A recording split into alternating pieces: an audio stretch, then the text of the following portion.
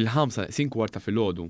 Xufier ta' trailer li kien għaddej fit-tella ta' triq il-Kavallerija fil-Marsa fid-direzzjoni lejn Santa Venera għal xi raġuni tilef il-kontroll bit-tagħbija tiegħu tinqaleb fuq il-ġenb għal fuq ċint li jifret il-karreġġjati fil-bypass. Fortunatament, anke jekk din hija waħda mill-arterji ewlenin ta' pajjiżna, ftit vetturi kienu fi triq f'dan il-ħin bikri li aktarx evita li l-aċċident ikollu konsegwenzi traġiċi. Minkejja dan, aktar ma kkumula l-ħin, l-eluq ta' triq biex jitneħħa kull periklu eżistenti ikkawża staġnar f'diversi nħawi li jmorru lil mill-akwati, partikolarment fid-direzzjoni minn nofsinhar għat-tramuntana.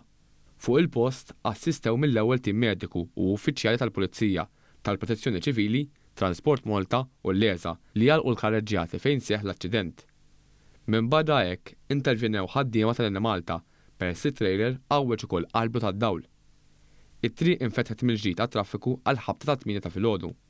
Sa dan it-tant ġiet involuta wkoll l-Aġenzija Infrastructure Malta li bdiet f'ħidma fejn ħaddiema tagħha tqabdu jitneħħu t-tifrik tal-ġebel u jirranġaw iċ-ċint għal kif kien.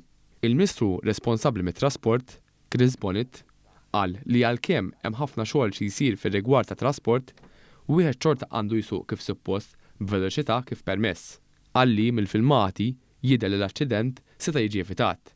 Iżda li żied importanti u li ħadd ma weġġa' waqt li appella biex nibżgħu nirrispettaw lil xulxin fuq it-triq.